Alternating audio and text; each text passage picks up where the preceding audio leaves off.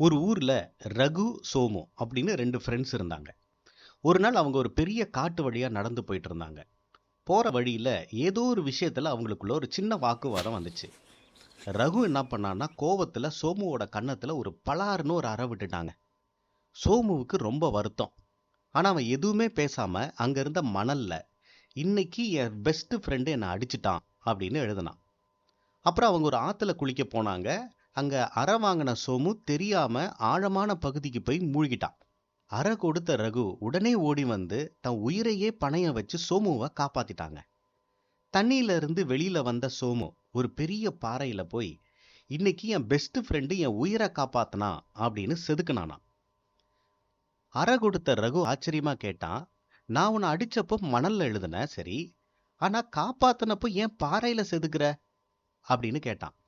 சோமு சிரிச்சுக்கிட்டே சொன்னா, யாராவது நமக்கு தீங்கு செஞ்சா அதை மணல்ல எழுதணும், அப்பதான் மன்னிப்புங்கிற காத்து அதை அழிச்சிடும். ஆனா யாராவது நமக்கு நல்லது செஞ்சா அதை பாறையில செதுக்கணும், அப்போதான் காலம் முழுக்க அது அழியாம இருக்கும் அப்படின்னு சொன்னானா. ரியல் ஃபேக்ட் என்னன்னா, நாம மத்தவங்க செஞ்ச கெட்டதை மட்டும் ஞாபகம் வச்சுக்கிறோங்க. ஆனா அவங்க செஞ்ச 1000 நன்மைகளை மறந்துடுறோம். தவறுகளை மன்னிக்கிறதுக்கும் நன்மைகளை மட்டும் இதயத்துல சேமிக்கவும் பழகிட்டோம்னு வச்சுக்கோங்களேன், அதுதாங்க உண்மையான நட்பை பேணி காக்கும். அதே சமயத்துல அது நம்முடைய உடல் ஆரோக்கியத்துக்கும் நல்லதான். இது எப்படி இருக்குன்னா, அந்த சோமுவாவது நண்பன் அடிச்சதை மணல்ல எழுதுனான். ஆனா நம்ம ஊர்ல சில பெஸ்ட் ஃப்ரெண்ட்ஸ் இருக்காங்க பாருங்க. 2 பேரும் சேர்ந்து ஹோட்டலுக்கு சாப்பிட போவாங்க. பில் வரும்போது மட்டும் ஒருத்தன் ஒன்று டாய்லெட்டுக்கு போவான், இல்லைன்னா மச்சான் பர்ஸை வீட்லயே மறந்துட்டேன்டா அப்படின்னு சொல்லுவான்.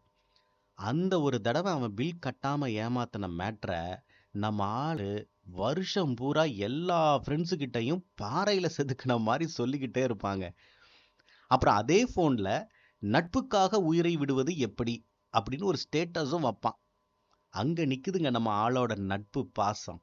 ஒருவேளை உங்களுக்கு அந்த மாதிரி ஒரு ஃப்ரெண்டு இருந்து அந்த ஃப்ரெண்டை இப்போ நாங்கள் உங்களுக்கு ஞாபகப்படுத்தி இருந்தோம்னா, இந்த வீடியோவை உங்கள் அந்த ஃப்ரெண்டுக்கு ஷேர் பண்ணுங்க. அதே சமயத்தில் லைக்கும் கொடுங்கங்க.